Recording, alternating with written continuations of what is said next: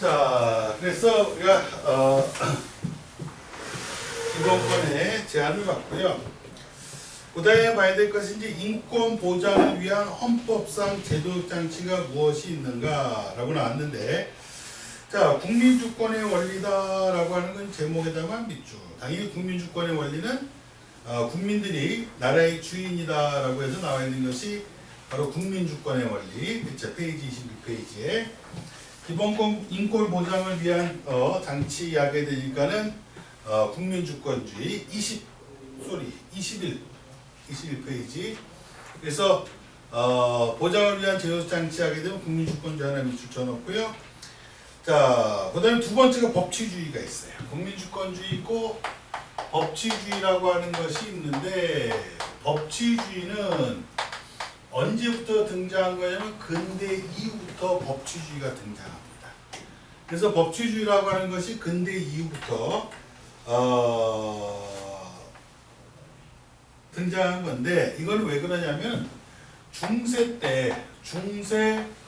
절대 왕정기 때는 군주 사람의 지배였었거든. 사람의 지배에서 벗어나서 법의 지배를 갖다가 실현하자라고 하는 것이 바로 법치주의였어요. 그래서 근대 이후부터는 법에 근거하여 통치를 하자. 그래서 이 법치주의라고 하는 것 자체는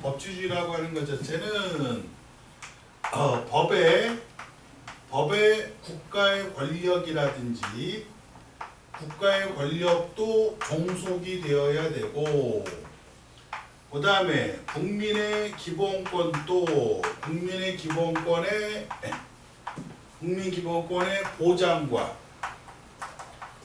보장과 제한이 모두 법에 근거를 해야 된다라고 하는 것이 법치주의였어요. 그러니까 사람의 지배라고 하는 사람의 지배에서 벗어나자라고 했는데, 사람의 지배는요, 솔직히 말해 운빨입니다. 좋은 군주 만나면은 인권 보장되는 거고, 그렇죠? 연산구 같이 거지 같은 임금 만나면은 운빨이고, 뭐 거지 같은 연산구 같은 임금 만나게 되면은 인권이고 뭐고 개박살 나는 거고. 그래서 근대 이후부터는 법에 의한 사람의 지배가 아닌 법의 지배를 실현하자라고 해서 좋은 의도로 등장했거든. 좋은 의도로 등장했는데, 거기 보니까 형식적 법치주의와 실질적 법치주의라고 나누어지게 되는데, 이 경계선에 있는 사람이 이게 누구 때문에 이렇게 나눠지게 됐느냐라고 하게 되면 히틀러예요. 히틀러 때문에 형식적 법치주의와 실질적 법치주의로 나누어지게 된 거예요.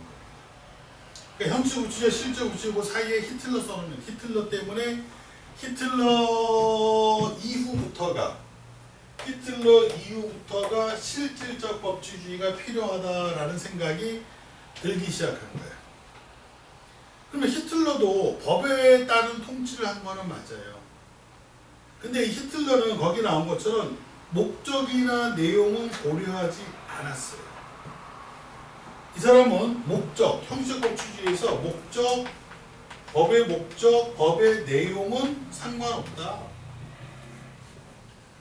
뭐만 중시했는지 하면은 형식과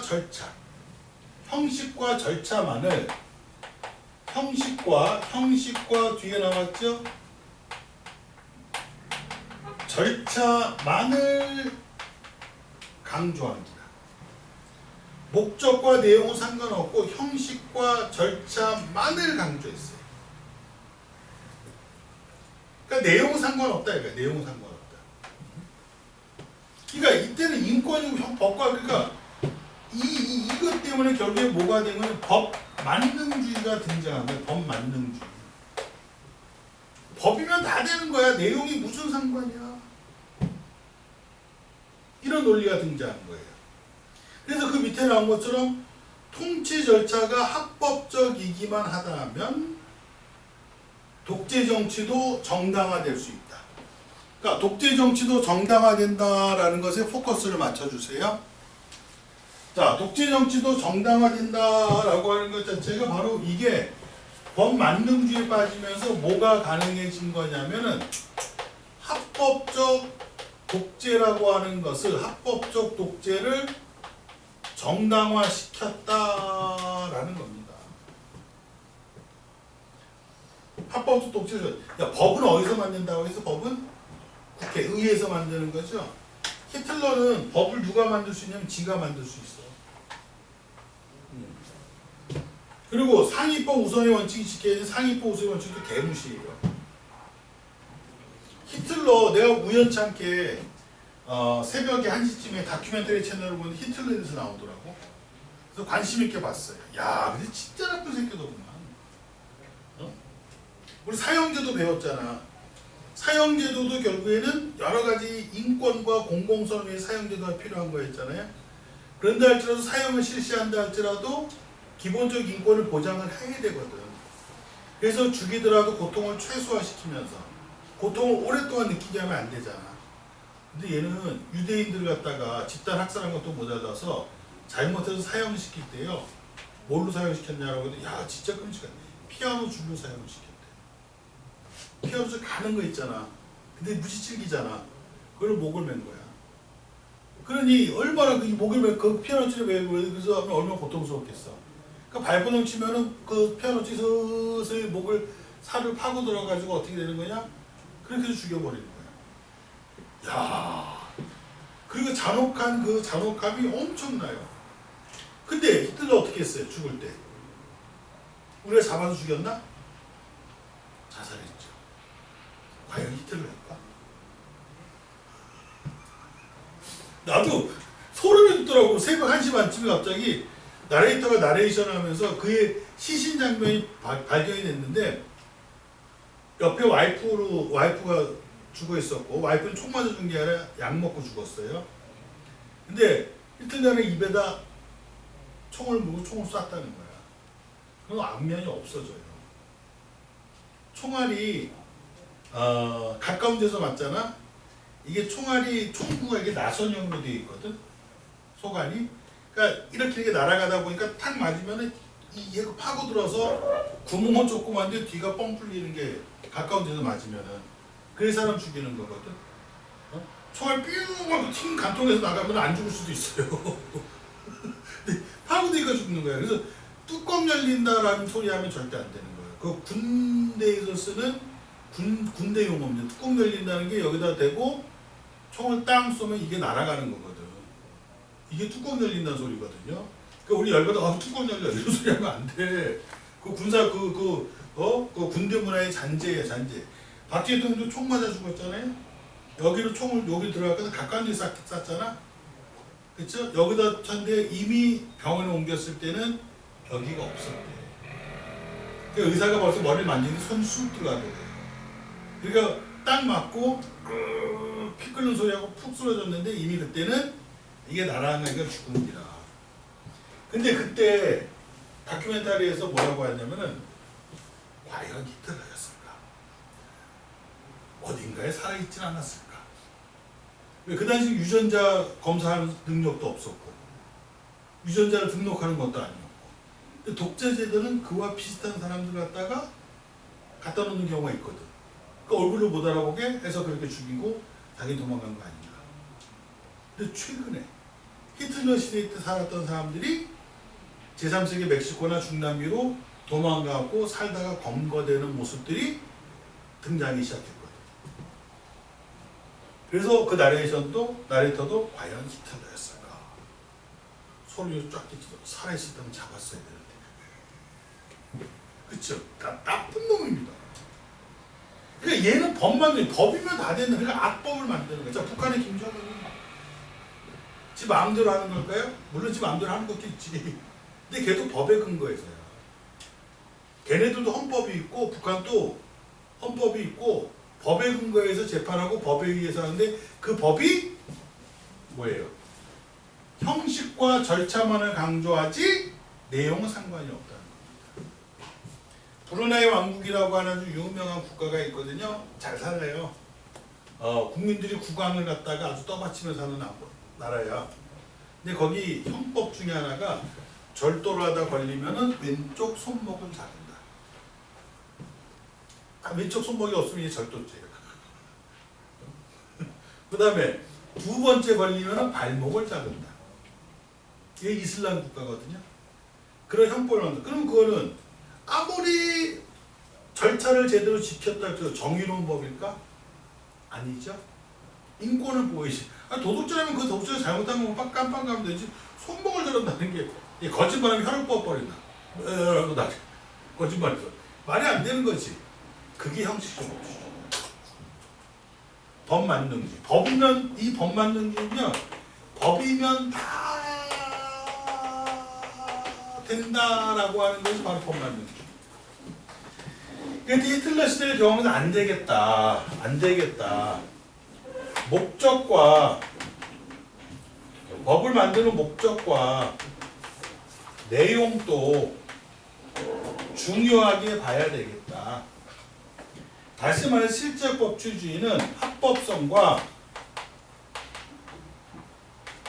합법성과 정당성을 모두 중시해야겠다. 자, 모두 중시입니다. 모두 어떻게 중시합니까? 모두 똑같이 중시하자는 겁니다. 형식적 법치주의는 합법성만 중시하는 거야. 정당성은 살펴보지 않아요. 합법성만 살펴보고 정당성 보면 얘는 둘 다 모두 똑같이 중시해야 되겠다. 그래야 합법적 독재는 나타나지 않는다. 그래서 얘네들은 악법은 법이 아니다예요. 그래서 악법은 법이 아니다라고 얘기하는 애들이 그것도 적어놨죠. 악법은 법이 아니다. 그래서 만약 악법이면 어떻게 됩니까? 라고 하니까 악법이면 그 법을 없애야 되겠죠. 없앨 수 있는 방법이 거기 나온 것처럼 맨 밑에 나온 것처럼 위헌, 법률, 심사제를 통해서. 이 말은 무슨 말이냐면 법률이 위헌, 다시 말해서 법률이 헌법을 위반했다라고 하게 되면 그 법률을 무효화시켜버리자라고 하는 것이 바로 위헌법률 심사제예요. 위헌법률 심판제도, 위헌법률 심사제도는 법률이 헌법을 위반해. 아까 제일 위에 법이 뭐였어? 헌법이었지? 그다음에 법률이었죠? 법률이 헌법을 위반해서 국민의 인권을 무시해 기본권을 침해해 라고 하면 그 법률을 무효화시켜버리자. 그래서 양심적 병역 거부를 처벌하는 법이 무효화된 거예요. 안 된다. 양심의 자유, 종교의 자유 이런 걸 제한하면 안 되는데 그걸 제한한다. 그 법률을 무효화시키고 대신 대체복무제를 만들어라. 또 희한해. 근데 이게 꼭 좋은 것만 아니야. 내가 한 여자를 사랑해서 가정을 꾸몄어. 저 여자가 더 마음에 들어. 내가 한 남자랑 가정을 꾸몄는데 이 새끼보다 저 남자가 더 멋있는데? 큰일 나죠. 그리고 우리가 바람이라고 하지. 바람이면 가정 깨지는 겁니다. 그쵸? 근데 피우면 안 되는데 피우다가 걸렸어. 그리고 옛날에는 이 새끼 봐라, 이 새끼가 어디서 바람을 피우라고 해서 경찰서에 고발하잖아요? 그럼 간통죄야. 간통죄면은 징역형이에요. 징역의 집행유예야, 무조건. 그리고 무조건 이혼해야 돼. 이혼한다는 전제하에 형사처벌밖에 안 돼. 전과제 되는 거야. 그리고 간통죄. 딱 써져 있어요. 그리고 신원조회 하게 되면 회사 들어갈 때 신원조회 하면 간통죄. 이렇게 봐라. 이렇게 됐거든. 근데 어떤 사람이 그 위헌 아니냐. 뭐가 위헌이야 했더니 행복을 추구할 권리가 있다. 그리고 연애의 자유. 잘못했으면 내가 와이프한테 혼나고 남편한테 혼나면 되지 국가가 나서서 왜 나를 전과자로 만드느냐. 과잉금지 원칙에 해당하는 거 아니냐. 너무 과잉금지하는 거 아니냐. 그때 헌법재판소에서 그래 와이프한테 혼나고 남편한테 혼나면 되지 국가가 나서 그것까지 처벌해서 전과자로 만드는 것은 인권을 무시하는 것 같다. 위헌법률 심판 간통죄 폐지. 그래서 이제는 바람 피워도 처벌은 안 받아. 그래서 바람 피면 안 돼. 와이프에 엄청난 처벌이 기다려요. 바람 피면 안 되는데 근데 처벌하지 않겠다. 이렇게 만드는 게 바로 실질적 법치주의야. 목적과 내용, 인권을 해친다라고 한다면 없애버리자. 근데 얘는 뭐예요? 형식적 법치주의는 악법도 법이다. 새끼야 지켜. 뭘 안 지키려고 해? 악법도 법이야. 절차만 정확했으면은 악법도 그 합법성만 강조하는 거야. 자, 그러면 시험에서는 여러분들 시험에서는 조심해야 될 게 있어. 그럼 어떤 걸 조심합니까? 라고 하면 요거 점을 조심해 줘야 돼요. 형식적, 실질적 법치주의의 공통점 세 가지를 쌤이 적어줄 텐데 첫 번째, 법에 근거해서 국민의 기본권을 제한할 수 있다는 것은 공통점이에요. 근데 그 법이 악법이냐 좋은 법이냐 그 차이가 있는 거지. 형식적 법주의도 법에 근거해서 국민의 기본권을 제한할 수 있다는 것이 공통점이고, 두 번째가 절차의 합법성을 갖다가 강조한다는 것도 공통점이야. 근데 절차의 합법성만을 강조하면 뭐라고? 형식적. 합법성과 정당성을 똑같이 강조하면 실질적. 자, 세 번째. 이걸 잘 봐야 돼요. 통치자뿐만 아니라 모든 국민이 법에 구속된다. 이 법에 구속된다라는 것은 법의 통제를 갖다가 구속된다는 건 법의 통제를 받는다 이 뜻이에요. 근데 굉장히 여러분 착각하는 게 여기 내가 통치자뿐만 아니라 이게 중요해. 통치자뿐만 아니라 그러니까 착각하는 게 왜 이 얘기를 해주냐면 아까 히틀러가 법의 통제를 받지 않는다 생각하면 안 돼요. 히틀러가 독재한 건 맞죠? 김정일이 독재한 건 맞지? 근데 아까 무슨 독재라고 했어? 합법적 독재. 독재를 할 때 그냥 지멋대로 하는 것이 아니라 이게 필요한 것 같은데 그럼 법 만드는 거예요. 박정희 대통령도 독재를 좀 했거든요. 독재당은 다 알고 있잖아요. 근데 그 양반 독재할 때 물론 자기 마음대로 하고 싶은 게 있었지만은 법에 근거하지 않으면 문제가 되니까 법 만든 거예요. 유신헌법 만들고, 그렇죠? 법 만들어서 그 법에 근거해 통치한 거야. 만약에 히틀러나 박정희인데 왜 그렇게 통치했습니까? 라고 묻는다면 무덤에서 벌떡 일어날 걸. 그러면서 그걸 새끼야 내가 뭐 잘못했냐. 법대로 했을 뿐인데. 그 법이 잘못된 거잖아. 잘못해서 만들지 말아야지 새끼들아. 법대로 한 거야. 법대로. 이런 얘기 할 수도 있어요. 그게 바로 형식적 법치주의야. 그래서 법학자들이 법치주의가 좋은 거는 맞는데 히틀러와 같은 그런 사람이 또 등장할 가능성이 있기 때문에 할 수 없이 실질적 법치주의의 필요성을 언급하게 됩니다. 오케이? 됐어요. 이거 넘겨요. 자, 22페이지에 보게 되면은 뭐가 나옵니까? 라고 권력분립제도 나오죠? 제목에만 밑줄 이거 예전에 다 했어요. 권력분립. 그쵸? 우리나라는 몇 권 분립? 상권 분립. 그쵸? 우리나라는 상권 분립. 우리나라 것만 적어. 우리나라는 거기 나왔죠? 상권 분립, 우리는 상권 분립이다 라고 하는 상권 분립제도, 상권 분립에다 하나 밑에다 써놔요. 우리는 상권 분립이면서 어떤 권력 분립이냐? 수평적 권력 분립입니다. 그래서 입법행정사법부가 다 동등한 위치에서 권력 분립을 이루고 있다.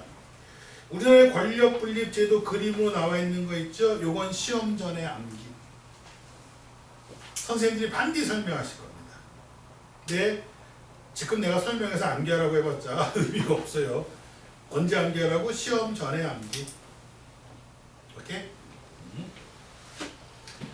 자, 민주적 선거제도 밑줄. 뭐 선거제도 뭐 설명하지 않아도 될 것 같고, 밑에 정당 설립의 자유와 복수 정당제 밑줄. 자, 정당 설립의 자유라고 나왔어요.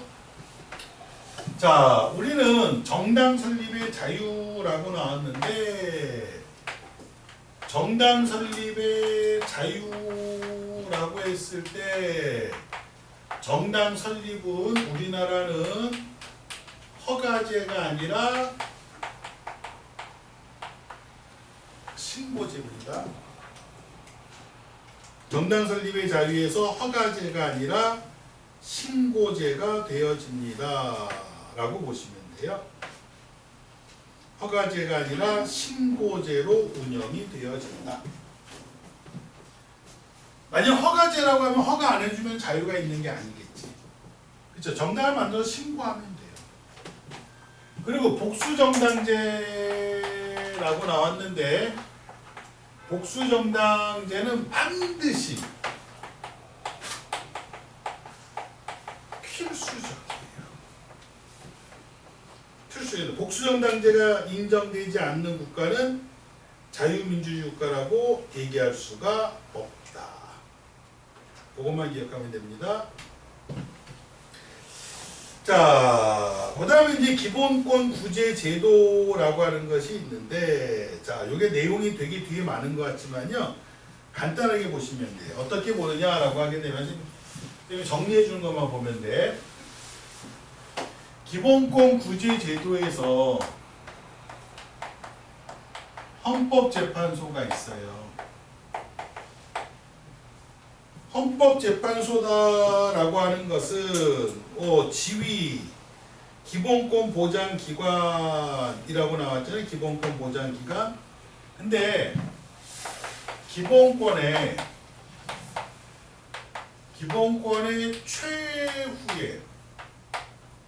최후의 보장 수단이 바로 헌법재판소예요. 기본권의 최후의 보장입니다. 처음부터 보장하는 게 아니야. 마지막으로 가는 게 헌법재판소예요.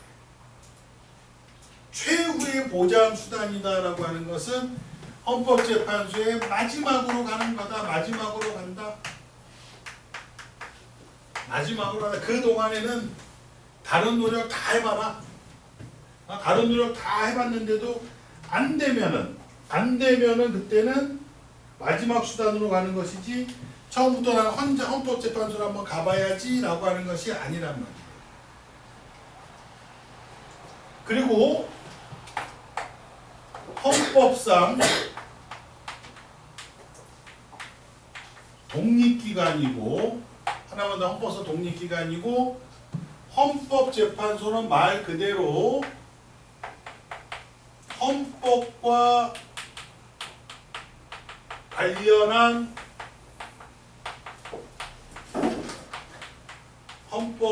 관련한 재판만 담당합니다. 다른 재판을 안 해요. 오로지 헌법과 관련된 재판만 하게 되어진다. 구성 거기 써놨거든, 쌤이? 요거는 삼각형처럼 써요. 왜 삼각형처럼? 학교에서 하게 되면 하고, 구성의 밑에 나왔는데 22페이지에 맨 밑에 구성 나왔는데 그건 삼각형 쳐놓고 학교에서 해주면 하고 안 하면 안 해도 돼. 오케이? 안 해도 돼. 근데 혹시 몰라 내가 적어놓은 건데, 구성은 학교에서 해주면 하고 안 해주면 안 해야 되지만 헌법재판소의 기능을 알아야 돼요. 그럼 기본권을 보장하는 방법이 뭐가 있습니까? 라고 하면은 뭐 위헌법률 심판권, 헌법소원 심판권 쭉 나와 있잖아요. 자, 그냥 이건 참고로 하고 헌법소원에서 일단 권리구제형 헌법소원이란 말이 나와 있을 겁니다. 권리구제형 헌법소원 1번에 나와 있잖아요. 권리구제형 헌법소원이라고 나왔는데 기본권 보장을 위해서 두 가지만 기억하세요.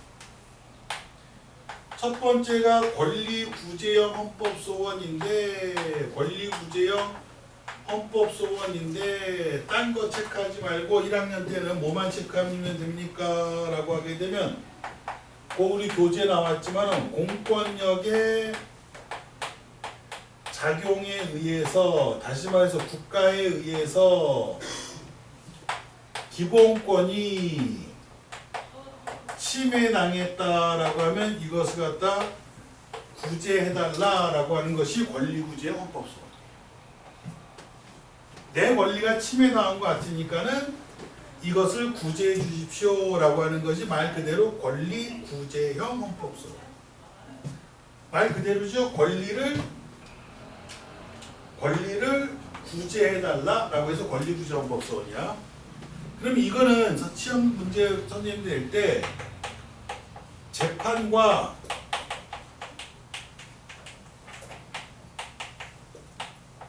상관없다. 재판과 절대로 상관없는 것이 권리구제 헌법소원이야. 요것만 기억해놔.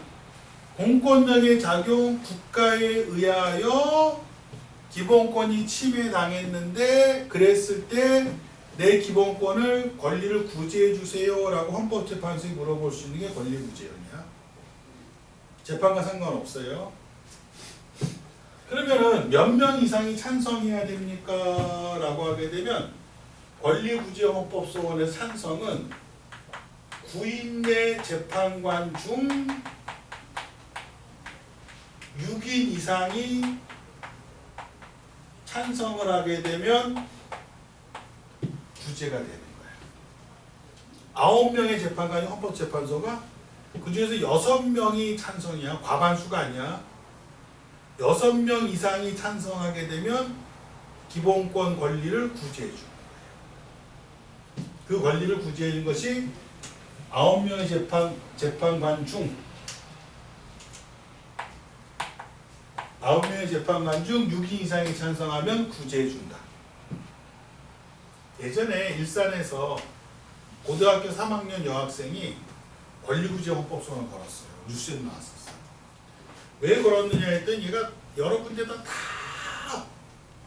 기본권 구제를 신청한 거야. 병무청에도 하고 국방부도 하고 무슨 구제를 신청했냐면 평등권을 침해당하고 있다 자기가.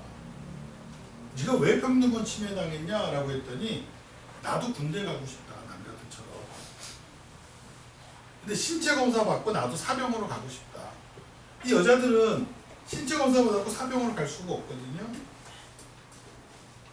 그러니까 나도 군대 가게 해달라. 근데 헌법재판소는 너 군대 갈 수 있어. 뭘로 갈 수 있어요? 하사관으로 갈 수 있어요. 네가 점수력이 높으면 하사관으로 가라. 아니면 또 어디 갈 수 있어? 사관학교, 육사, 공사 다 갈 수 있어요. 사관학교로 가라. 근데 나는 그런 점수력은 안 되고 그냥 일반 남자처럼 신청하고 현역으로 군대 가고 싶어요 라고 했더니 헌재에서는 고민하는 거예요. 권리를 구제해줄까 말까 하다가 헌재 재판관들이 이 구제해주고 말고 뭐가 있느냐. 얘를 군대를 가게 되면 많이 여자를 현역으로 군대 입대시키면 점수력이 떨어진다. 남자들도 점수력 떨어뜨리는 애들은 군대 못 가요. 체중이 어느 정도 이상 나가잖아. 군대 못 가. 나 훈련받을 125kg짜리가 있었어요. 맞는 군복이 없어. 잘라서 2개 붙여서 입혔어. 원래 군대 오면 안 되는 애야. 밑에는 맞는 게 없어 하고 추리닝 입고 훈련받았어요. 근데 왜 군대로 왔느냐. 자기가 고등학교만 졸업했고 술 장사를 하고 있거든. 그러니까는 아들내미한테는 했는데 아들내미는 좀 떳떳하게 해서 군대로 내가 갔다 와야 되겠다 생각이 들어서 좀 사정사정해서 왔다는 거야. 응? 훈련을 제대로 받겠니? 엎드렸어? 아니 내가 엎드려서 하면 우리가 빨리 총 들고 딱 엎드려서 쏘는 총 자세를 해야 되거든? 엎드렸어? 아니 조교가 딱 교관이 딱 했는데 어디서 아이고 그러더니 이 새끼 다리 쥐가 난 거야 엎드리다가. 근데 훈련서 나올 때 90kg가 됐다.